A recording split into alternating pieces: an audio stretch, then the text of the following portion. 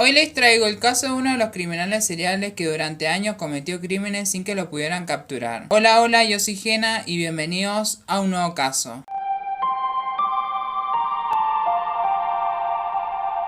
Ridgway nació en Salt Lake City, capital del estado de Utah, el 18 de febrero de 1949, segundo hijo de Mary Rita Steinman y de Thomas Newton. Su padre era conductor de ómnibus y su madre una ama de casa estricta, que dominaba a sus hijos y que se ensañaba especialmente con Gary, porque siempre se hacía pis en la cama. El chico se desquitaba maltratando y animales y una vez cuando tenía 14 años trató de atacar con un cuchillo a un vecino de 6 años. La cosa no pasó a mayores porque el niño escapó a tiempo y la madre de Gary pidió las correspondientes disculpas. En la secundaria a él siempre le fue mal, no lograba prestar atención, además no tenía amigos en la escuela, ya que era un chico solitario, introvertido y que no se daba con nadie. Sus compañeros lo miraban siempre raro porque era como un niño que estaba apartado de los demás y como que no se lograba integrar al grupo. Así todo, él pudo terminar la secundaria y después de eso se casó con la única compañera con la que se hablaba en el colegio. Esta era Claudia Barrows. Y después de un año ellos se separaron y él entró a la marina, en la cual se fue un año a Vietnam. Después de que él volvió de Vietnam, él se volvió un ser sociable, sin ataques de violentos que él tenía a diario, y al volver de la marina él quiso entrar a la policía pero no pudo ingresar. Él después consiguió trabajo en una fábrica de chapa y pintura para camiones. Al mismo tiempo empezó a asistir a la iglesia pentecostal, de la que se transformó en un miembro muy activo, capaz de pararse horas tocando los timbres de las casas para dar el mensaje del Señor. Así conoció a Marcia Winslow, su segunda esposa, con quien tuvo su hijo mayor. Corría en 1973, tenía 24 años y todavía no había a nadie. Marcia contaría después del mayor problema de Gary. Era la fuerza de su deseo sexual. Quería tener sexo varias veces por día. Los siguientes 9 años, el futuro Green River los pasó yendo de la casa al taller de chapa y pintura, del trabajo a casa, de la casa a la iglesia. Un ciudadano ejemplar que noche tras noche salía a buscar para calmar sus ansias. A mediados de 1982, la policía empezó a encontrar cadáveres de mujeres que habían sido asesinadas, que habían sido violadas y estranguladas en el lugar. Estos cadáveres los encontraron en un bosque a la orilla del río Green, en el sur de Seattle. Las víctimas eran mujeres que iban de los 15 a los 35 años de edad y casi todas ejercían la en la ruta 99. El caso alcanzó una dimensión tal que la policía tuvo que pedir ayuda a la FBI. En total eran 55 de los que estaban colaborando para poder atrapar a este asesino serial que estaba matando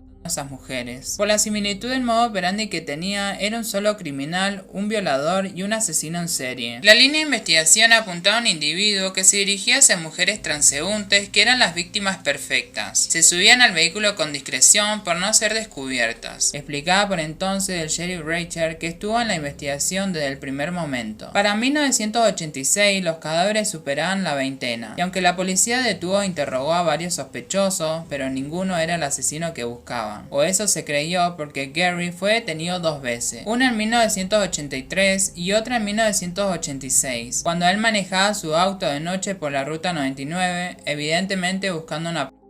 Él iba solo en su auto y además su aspecto lo ayudaba, ya que medía un poco más de 1,5 metros y además pesaba 70 kilos. ¿No les pareció que ese hombre de ese aspecto físico pudiera reducir a mujeres? El único que no le sacó los ojos encima fue el sheriff Reicher, el cual no sabía qué, pero había algo que no cuadraba en ese hombre. Mientras tanto, Gary se divorció de Marcia y en 1988 se volvió a casar con su tercera esposa, Judith Mawson, con quien tuvo a su segundo hijo. Durante los siguientes 13 años siguieron apareciendo cadáveres de mujeres, siempre cerca de las orillas del río Green, y los investigadores continuaban interrogando a nuevos sospechosos, siempre sin suerte. El caso alcanzó tal repercusión que interesó a otro criminal en serie de características muy parecidas al asesino de Green River. Los dos eran violadores y asesinos de mujeres. Ted Bundy había seguido las andanzas del asesino de Seattle por los diarios desde el corredor de la muerte de la cárcel de Florida. Decidió escribirle una carta al sheriff Reicher ofreciéndole ayuda para capturarlo. En esa carta él le decía: solo acepta algo que sé de esto y empezamos desde ahí. El sheriff contó después que al recibir la carta de Bundy, él pensó que él estaba celoso de ese criminal en serie que había salido ahora recientemente y que le estaba haciendo sombra a él. De todos modos, el sheriff decidió ir a visitarlo a la cárcel. En la entrevista de Bundy, él le dijo 3 cosas específicamente que hacían casi todos los asesinos seriales. Una de esas cosas era que era un ciudadano común y corriente, que estaría orgulloso por haber cometido esos crímenes, y otra cosa era que él visitaría con frecuencia a esos lugares donde había dejado los cadáveres a mujeres que había asesinado. Con el tiempo se demostró que él había acertado en las tres cosas. En el juicio, Gary él dijo que había visitado los lugares donde había dejado los cadáveres a mujeres que él había asesinado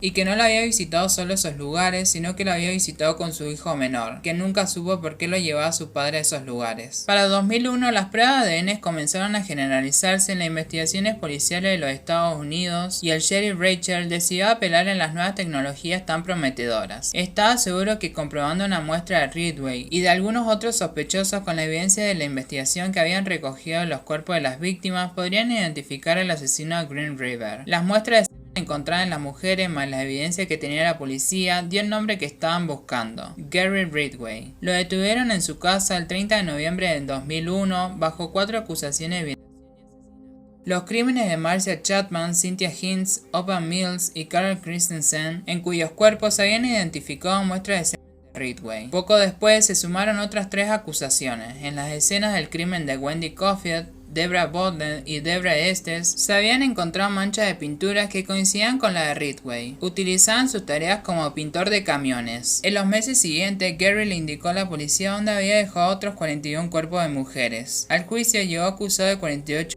seguida de muerte, pero en el juicio se agregó una más. Durante el juicio, Gary siempre se mostró frío y casi indiferente en lo que pasaba a su alrededor. Sin embargo, a la hora de declarar no escatimó sobre los detalles de sus crímenes. En esos detalles, él dijo esto: había tantas mujeres que ya ni podía llevar la cuenta. El plan era asesinar a todas las que yo considerara, porque sabía que podía matar a tantas como quisiera sin que me agarraran. Nadie denunciaría sus desapariciones. Otra parte de mi plan fue el lugar donde coloqué los cuerpos. Le quité la ropa y objetos personales para no dejar evidencia de quiénes eran y así resultaría más difícil su identificación. Llegó a confesar más de 90 crímenes, pero solo 49 pudieron tratarse durante el proceso porque en los otros casos dijo que no recordaba dónde había dejado los cadáveres y sin el cuerpo del delito no se podía sumar a la acusación. El 5 de noviembre del 2003 escuchó la condena. 49 condenas perpetuas a cumplir en la penitenciaría del estado de Washington. Las confesiones evitaron que lo sentenciaran a muerte.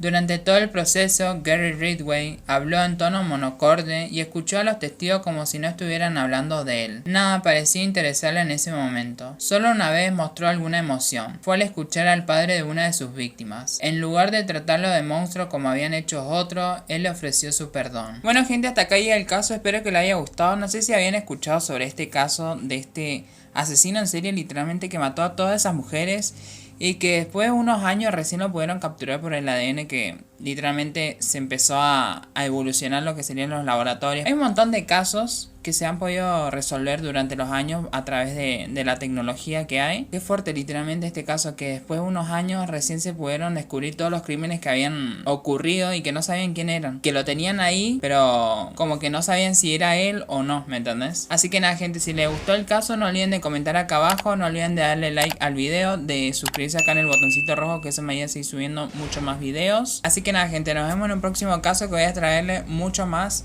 Si ustedes tienen casos que les interese a ustedes que yo los lea, o sea que los traiga acá al canal, déjenmelo acá en los comentarios y voy a leer todo. Así que nada, gente, nos vemos en un próximo caso. Chao, chao.